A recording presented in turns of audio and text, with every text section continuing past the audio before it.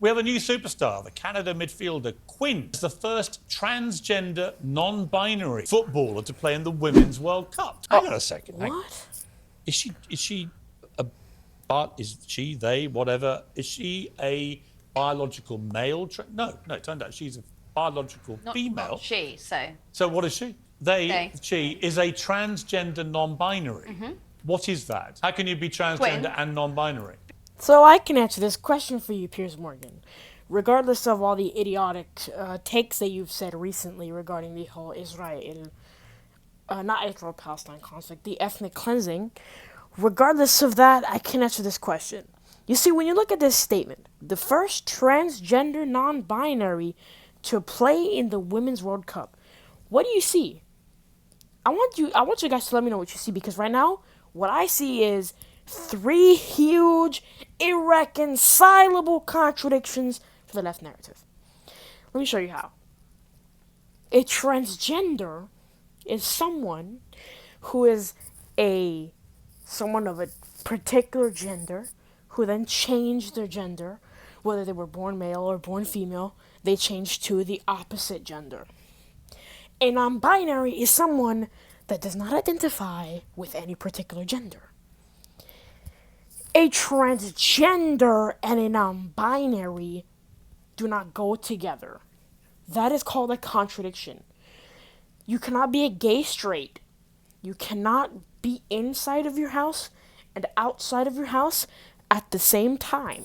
And you cannot be a transgender and a non-binary. But I'm not going to call them transgender non-binary. I'm going to call them double delusionists. But besides the joking and the banter, this highlights an extremely cataclysmic problem with the left narrative. It's very simple. You see, the left progressivists are saying everything is accepted. Everyone is validated. Everything is validated. Whether you identify as a male, a female, ze, them, he, him, he, whatever. Whether you identify as whatever you'd like. Everyone is validated. This is the problem because, first of all, certain people are not validated. Certain people should not be told, yes, you are what you say you are. Certain people should not be told, yes, whatever you say is valid. Okay? Number 2, the second problem is that this ideology, this acceptance, progressivism, spreads to contradictory elements that should not be validated. For instance, transgender, non-binary, or double delusionists, acceptance and rejection, etc. All the other previous contradictions that have been covered here on Establishing Truth. And if you don't know what the acceptance rejection contradiction is, I'll go over it very quickly. It's the contradiction of leftist progressivism where they state that everyone is accepted, but people are rejected and labeled based off of their views against the acceptance movement, which is not an acceptance movement, because an acceptance movement accepts everything. You can't claim to be an acceptance movement and then reject things. The children contradiction, there's a YouTube short on the children contradiction as well.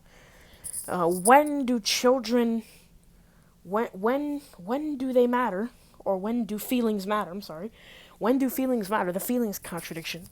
And other irreconcilable contradictions presented by the left narrative. All of those are valid. Contradictory elements by the left narrative are considered valid by that narrative. This is a problem for society because you cannot validate certain things that don't make sense.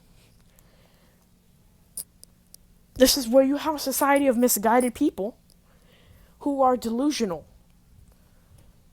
And this is why, like was said in the previous video, you can talk about the right wing and how divided the right wing is, because I completely would agree with you.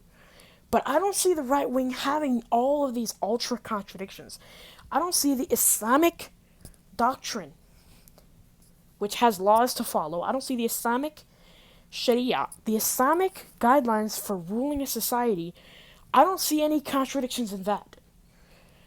But the left progressive agenda, which is supposed to be the ideal way to live a society and to govern, has so bunches of contradictions.